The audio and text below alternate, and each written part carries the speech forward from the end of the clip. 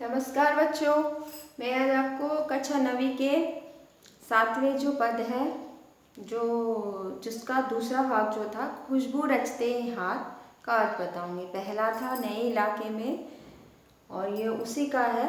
अरुण कमल जी द्वारा ये लिखित है। तो खुशबू रचते हाथ, इसका जो शीर्षक है इसी से पता चलता है जो हाथ है जो खुशबू रचते, खुशबू मतलब सुगंध है ना। तो इसमें हम देखते हैं कि कवि ने हालांकि इसके द्वारा समाज के उन वर्गों की ओर इंगित किया है जो हमारे समाज में खुशबू हमारे समाज में फैलाते हैं। खुशबू रचते हैं हाथ, इसलिए इसका शीर्षक भी खुशबू रचते हैं हाथ। पहले हम जान लेते हैं कविता को, फिर आगे बढ़ते हैं।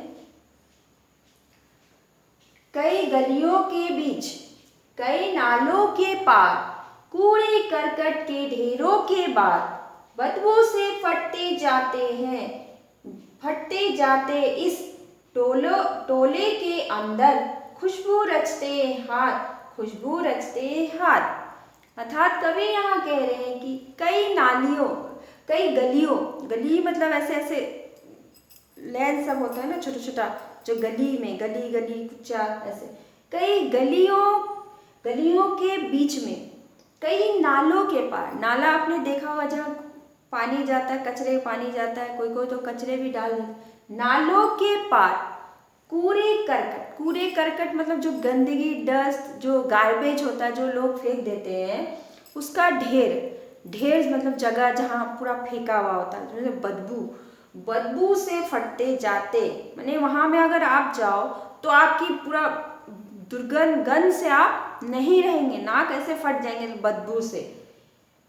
टोलों के अंदर माने कि यहाँ में जो कूड़ा कचरा, जब गली के पार, गली जो छोटे छोटे होते हैं उसके बीच में, नाला जो बनता है उसके पार में, है ना, जहाँ लोग कूड़ा करकट फेंकते हैं, गार्बेज सब कचरा सब फेंकते हैं, वहाँ में अगर आप जाएंगे तो आपके नाक फट जाएंगे।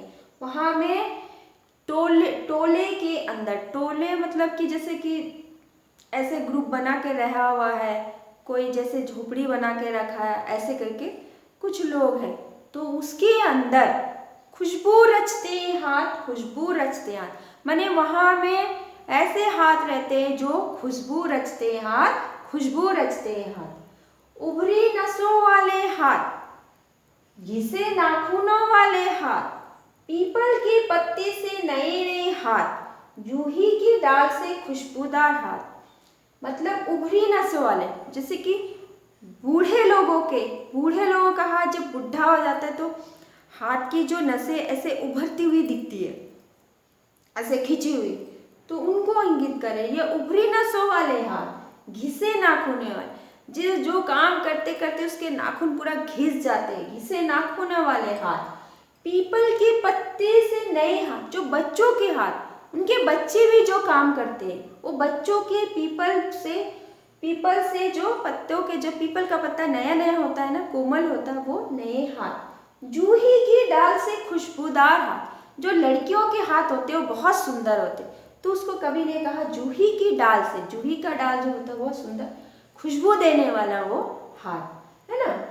तो इन पंक्तियों में कवि का कहने का तात्पर्य है, गलियों के बीच में, नालों के पार में जहाँ कूड़ा करकट होता है, यानी जो गंदगी लोग कचरा जो फेंकते हैं, वहाँ में आप जाओगे तो आपके नाक फट जाएंगे, आप नहीं रह पाओ।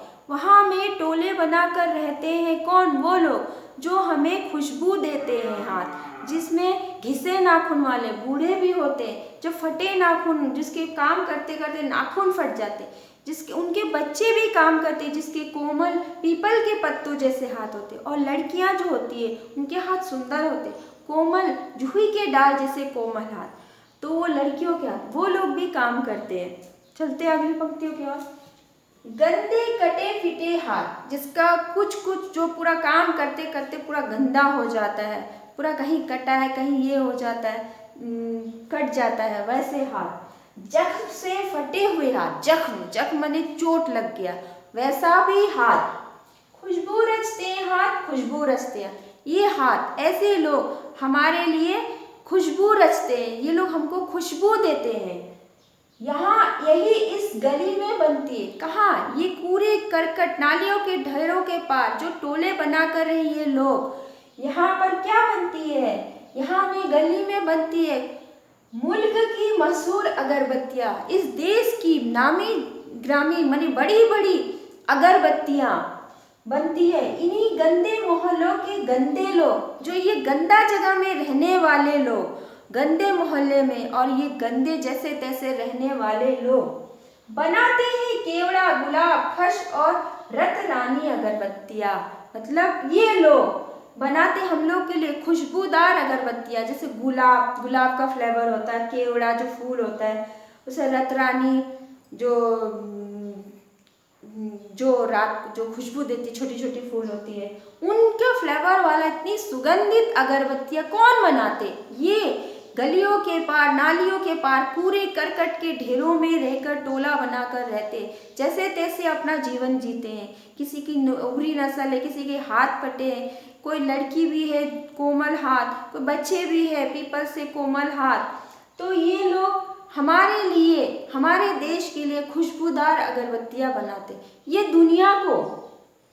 दुनिया की सारी गंदगी के बीच यहाँ जो लोग अपना सारा कचरा, गार्बेज, जो भी गंदगी जहाँ रख देते, वहाँ में ये लोग रहते। इन गंदगी के बीच में रहकर भी ये दुनिया की सारी खुशबू रचते हैं। हाँ, ये लोग गंदगी में रहकर भी दुनिया के लिए खुशबू रचते हैं खुशबू रचते हैं हाथ। ये लोग दुनिया के कचरों के बीच में रह के, पर हम दुनिया के लोगों को ये खुशबू देते।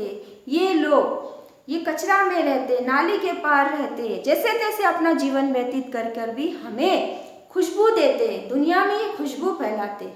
तो यहाँ कवि ये कहना चाहते हैं कि ये जो एक तरह से जो समाज में जो वर्ग है, जो शोषित वर्ग है, जिनको जो ऐसे माहौल में रहने के लिए मजबूर है, उनका स्तर ऊंचा नहीं है, वो जैसे तैसे अपना जीवन व्यतीत कर रहे हैं, अपना पेट पाल के जी रहे हैं। कब तक उनका ऐसा अवस्था होगा, ऐसा रहेगा, उस और कवि ने इस कविता के द्वारा इंगित किया। हालांकि आज तो बच्चों को बाल मजदूरी नहीं किया जाता है, बहुत कुछ सुधर गया है, फिर भी कहीं कहीं तो ऐसा है।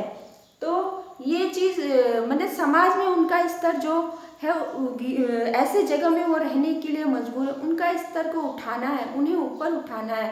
उस और कवि ने इशारा हमको करके इस कविता के द्वारा हमें ये बताया है।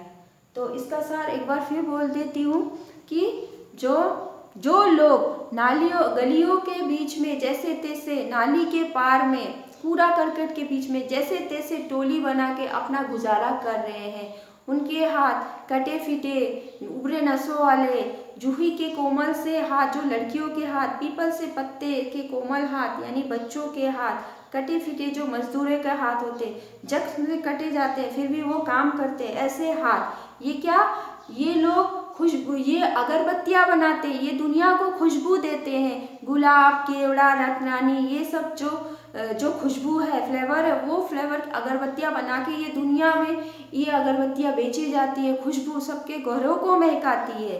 पर ये बनाने वाले लोग दुनिया को तो खुशबू देते हैं, पर ये खुद ऐसे गंदगी वाले माहौल में रहते हैं। तो इस पर कवि ने इशारा करके हमें ये कहा है, और जो समाज में इनका स्तर है कि इसके द्वारा लोग समझे और उनका स्तर ऊंचा हो, लोग आगे बढ़े, इनको मदद करें। ठीक है ना? तो इसको आप सुनिए, आपको ज़रूर समझ में आ जाएगा।